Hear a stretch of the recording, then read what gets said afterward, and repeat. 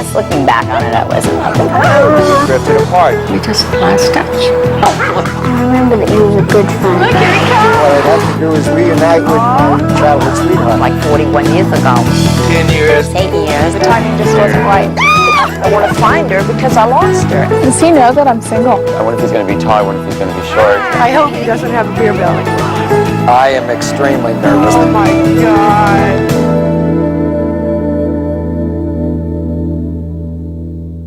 My name is Danny Miller. I'm 32 years old. I'm a film editor in Los Angeles, California. I'd like to be reunited with my high school garage band, the Ramblin' Beach Guys. Our group together represents a really great time in my life, possibly the best time of my life so far. The 5 main members were John Crivet. Well, this is my bedroom that I grew up in as a kid. As you can see, my mother never took anything down. Dave Halprin. I'm a lawyer. I used to work on Capitol Hill. The Ramblin' Beach Guys, I was originally the singer. John Halprin. I'm a newspaper reporter now. I used to be the drummer for the Ramblin' Beach Guys. Those other guys knew each other before I got into the picture, and they had always wanted to have a band, but none of them knew how to play any instruments. There were 3 of us, and the instruments were tennis rackets and bottles and things. Somebody played drums by hitting chopsticks on a desk, and the third person sang into a pretzel rod. And just play to records and dance around and act like they were rock stars. Until somebody ate the pretzel rod. That was usually me. I met Dave Halprin, and I mentioned that I played guitar, and he said, well, we've wanted to get a band together for a long time. Well, we brought in Danny Miller because he actually knew how to play an instrument and had some equipment. So we got together, and they all went and bought instruments. We had a lot of ideas, but no ability. And I was the only person that knew any music. Danny helped us translate it, and Mike Mahaffey, the other guitarist, into something that people could actually understand and hear. My name is Mike Mahaffey. I'm a manager of the Delaware State Data Center. In the Ramblin' Beach Guys, I was rhythm guitar. We practiced in John Halprin's basement. The drummer just started drumming right away, and John actually seemed to have some sort of innate talent. We would pretend to be the Who. My friend John Crivet, I taught him the bass. I own a recording studio, so I produce all kinds of bands. Just simple one note, each chord change, playing one note per chord change kind of thing. John Crivets was playing bass to start, although he later became a singer, and we got Steve Stavros playing bass. I remember we had our first practice, and I think 2 weeks later, we were playing at a coffee house. We played at our high school, and they had these things called coffee houses that for 3 hours students would come and different kinds of acts would play. It was kind of unbelievable. It was very instant. Our impact was immediate. It was fun. We were one of the only bands for a while. We developed kind of a large following of fans. I'm Harriet Lorensky, and I'm a school psychologist. I work in Washington, D.C., in the public schools there. I was a Ramblin' Beach Guy groupie. We had a number of groupies, yeah. I'm Karen Morris. I'm an attorney in Washington, D.C. I was in the Walt Whitman class of 1980, and I was a groupie of the Ramblin' Beach Guys. It was pretty incredible, to go from just sort of playing in the basement and pretending to be a band to actually being a band and getting a response. I'm Jill Goldberg, and I was friends with the Ramblin' Beach Guys, who were the high school band in our glorious high school days. We seem to have a fan club. I don't know why. This friend of ours, Deb Lewis, decided she wanted to form a Ramblin' Beach Guys fan club. I am President Emeritus of the Ramblin' Beach Guys fan club. Remember Debbie Lewis? Sure do. This is Debbie Lewis. She was really into it. She was like the lead groupie. I don't remember much about being president of the fan club. They had a song called Surfing Batman, and I was a big Batman fan. I think the original songs were the most fun to play. I do not remember the Ramblin' Beach Guys' original song. Surfing Batman. It was a surfing song about Batman. And when we performed it, we would put on these Batman masks. Oh, look at this. Surf, surf, surfing Batman. Now I don't remember the Batman song. Surf, surf, surfing Batman. Then there was a song called I'm in Love with Murray's Neighbor. I was trying to remember the words to it, couldn't do it. It creeps up every once in a while. Which became one of our one of the songs that was most beloved by our fans. I truthfully can't remember some of the music that they played. Our lead singer had a crush on a girl who lived next to our friend Murray. I'm in love with Murray's neighbor, she looks good to me. They expanded my musical horizons incredibly well. When they played Suffragette City in high school, I thought they wrote it. And I was only later to find out, much to my embarrassment, that David Bowie wrote it. I did an article for the Black and White, which was our high school newspaper. In June '78, problems arose and the band split up. I don't even remember that, but I know that there were times when there were all kinds of personality conflicts. We would break up, we'd get back together. I mean, it was, you know, like a high school romance or something, you know. And one of the guys in the band, John Crivet, wanted to do some musical experimentation. He went off and formed his own band. We had a band called the Bugs. John Halpern and I had this band called the Bugs, and somebody made us this nifty hat that said the Bugs. And I'd saved this because it made me so mad, and I was so hurt and disappointed that anyone would want to leave the Ramblin' Beach Guys for another band. We had a lot of fun. We played a lot of parties, and we threw a lot of our own parties too. Sometimes there were the open parties, which meant somebody's parents went out of town and didn't know that people from 14 states were in their house. I snuck into the math lab and rolled off 200 copies of a little flyer saying, come to Pluto's place for a toga party. They were really big in 1978 after Animal House. We would just play all night and scream toga, whatever that meant. And I sent them out thinking that, you know, 200 people will read them, you know, maybe 50 people will come. And I remember looking down the street and seeing one headlight come in, and then another headlight, and another headlight. About maybe 700 people came. I mean, it was completely idiotic, and we were glad to be part of it. When high school ended, we didn't keep in touch very well after that. Some of these guys, Mike Mahaffey, who played guitar in the band, I don't think I've spoken to him since we graduated, 15 years. But we all went off our separate ways and got into different kinds of things. I'm here with my mom, Ethel, and my father, Ted. They told me when I was little I had to play an instrument. I used to like him playing the classical guitar better than the electric guitar. So I played classical guitar for years. The band was very loud. I went from playing these, you know, lute pieces of the Renaissance to suddenly playing, you know, I Want to Be Sedated. We enjoyed his band from afar. We Very heard him. far. And they suddenly went from pushing me to play to saying, well, the guitar's okay as a hobby. Then it came time for me to drive over to John Halpern's house. My mind was just racing. You know, who's going to be there of our friends? And especially, you know, are we going to be able to play any songs?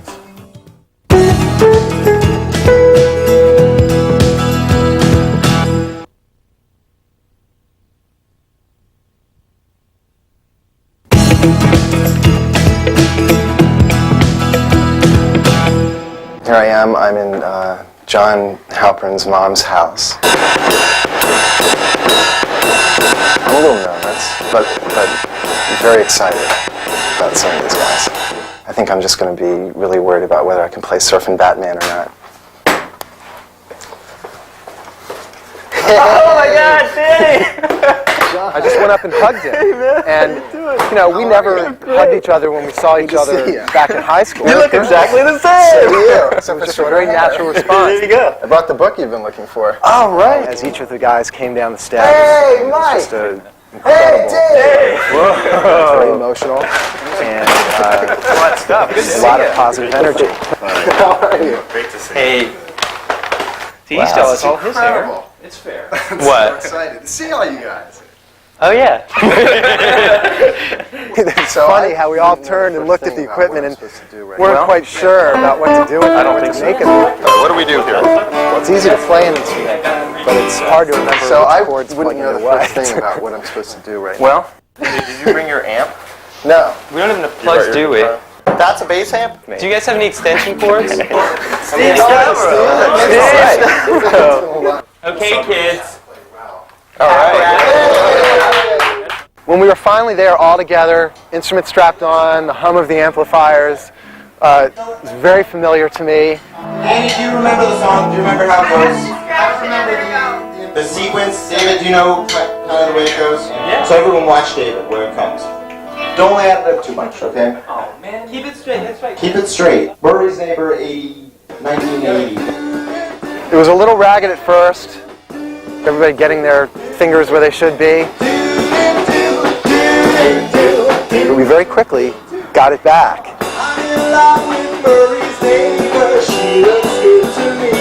And all of a sudden the door burst open and these friends of ours came in one by one down the steps, and there was this energy that just came through.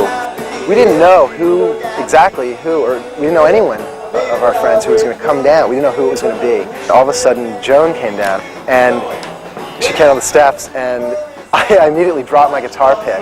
I remember that they were the happiest guys I knew. Joan Medley is this girl who John was dating for almost our entire senior year of high school. You know, I've been thinking about this. In a kind of unpleasant turn of events, at the very end, she and I kind of started going out and caused some tension between John and me. You know, I just love them each in a different way. Now we're together.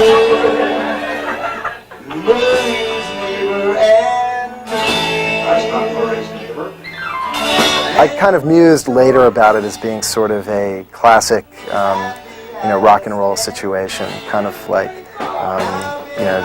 George Harrison, Patti Boyd, and Eric Clapton. Maybe not quite on that level, but,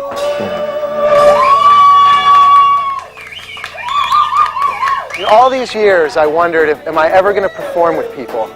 I thought there would never be any chance to ever get back together with these guys and actually play this song again. And it happened.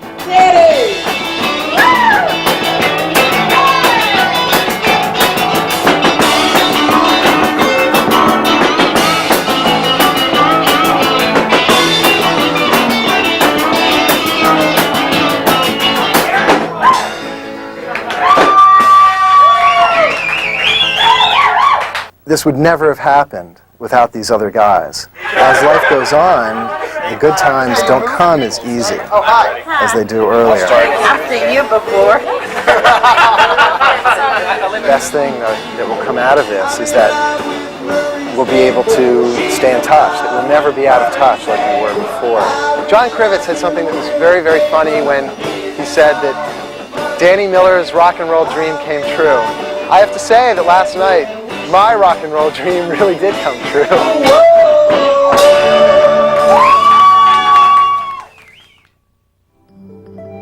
I'm a psychiatrist, and I moved into a house that's right next to a cemetery. I lost some earrings that I'd had for about 25 years. They were diamond earrings, and they were quite valuable. Could not find them anywhere. And about 3 months later, when my mother was going through my bedroom, in the middle of the bed that she had already made up were the earrings. Probably whichever little ghost tends to play tricks with us a lot took them, wore them for a couple of months, and returned them. They came back in perfect shape.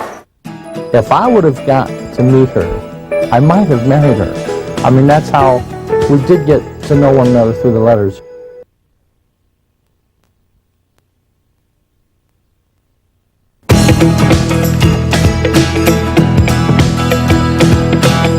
My name is Robert Cristiano. I'd like to be reunited with Gail Bittner.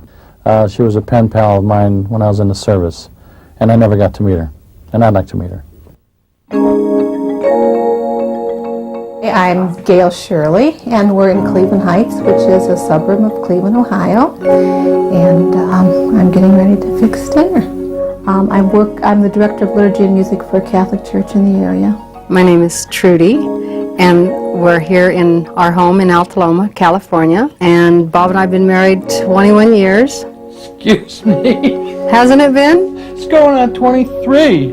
When I was in the service, we were right off the coast of Vietnam. This one guy had his girlfriend sent him some pictures to hand out to Guy Sarai to. It was written up in all the magazines and Glamour and Mademoiselle, everything else we read, that a lot of the soldiers didn't have mail and they wanted contact with home. So everybody was passing around the address where to contact people and where to get in touch with some of the soldiers. And he happened to show me the picture. And this girl was really pretty.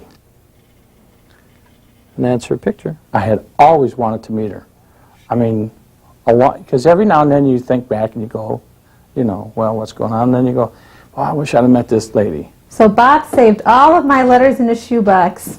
Oh gee, what did I write when I was 16 and 17 and 18 years old?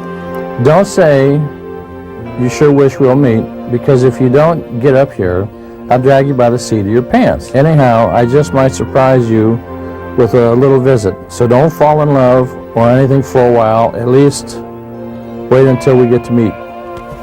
When I received Bob's first letter, he sent a picture. This is a picture of me when I was about her age. Now, don't anybody laugh.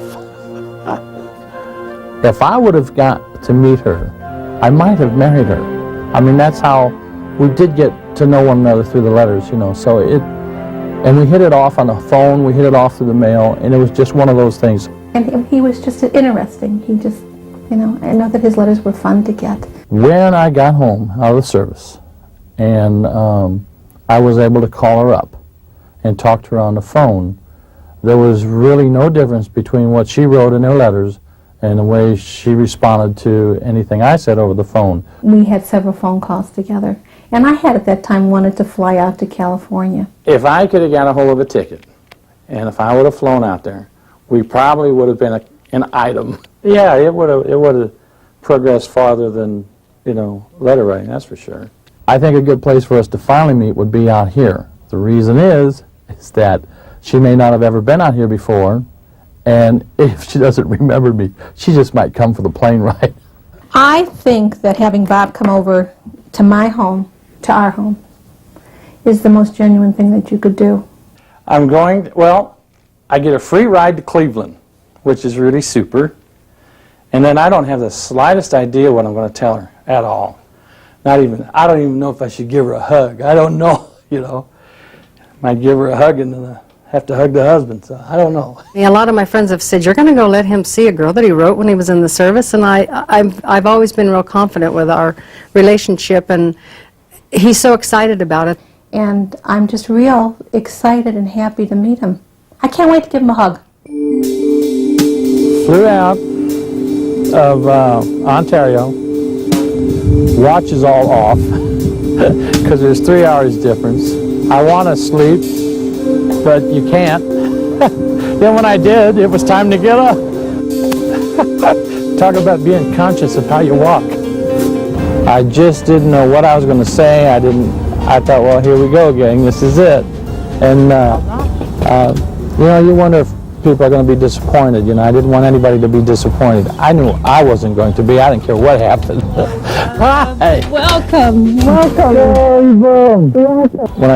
When she first opened the door, and because I had been geared to looking at the picture, and I was looking at the picture so much to see if I could recognize her, you forget that you put 30 years between that picture was taken and the one that's going to be in front of you. You know, I don't know you very well at all, except through our letters, and you're already ending and beginning my days for me. I love you. I don't even know how I can say that. Here you are, the boy of my dreams, and so, so far away. But you're close in my own private little world, and for present, I guess that'll have to do. Quit reading that. That's tough. It just kind of affected me a little bit, you know. Don't read the letter. Reading the letters afterwards, it's just amazing how much of that really happened in our lives, that we didn't get to see each other for a lot of years. This is my husband Bill, this is Bob. I'll wait till you come here and see Okay. How you doing? Please meet you. What a good sport. The Navy guy. Navy guy, agreed. It was really exciting to finally meet somebody after 30 years of writing. I mean, just wrote for a few years, but not knowing what was going on with his life, not knowing how he'd changed, and it was real pleasant. A really nice family. They pulled it off really well. Here, guess who's coming to dinner, you know? I mean, here's some stranger. A long time ago, when I was in high school, I had a pen pal. How many of you know about pen pals? Anybody have a pen pal? Okay, good. Well, I had a pen pal who was on a ship in a place called Vietnam. When I said goodbye to Gail, I can't remember saying goodbye to Gail. So maybe there's no goodbye. I don't know. I mean, just I can't remember saying goodbye. We are friends. It's just super nice. I'm just glad it happened again. You know, it's just nice to find somebody that you thought you lost.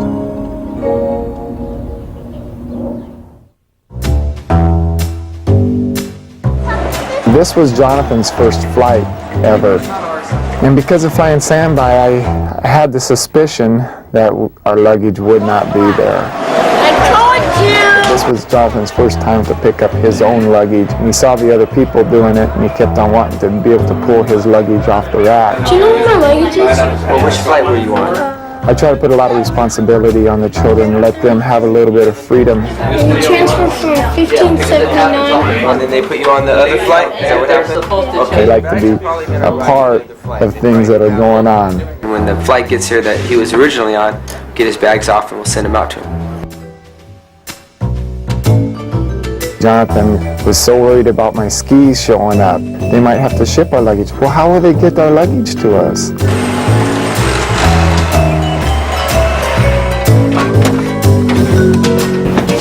Delta Airlines got your luggage for you. Thanks. All right, take care, guys. Good night. Wait, hold on. Here. Oh, thank you, thank you. The luggage did show up and everything was well.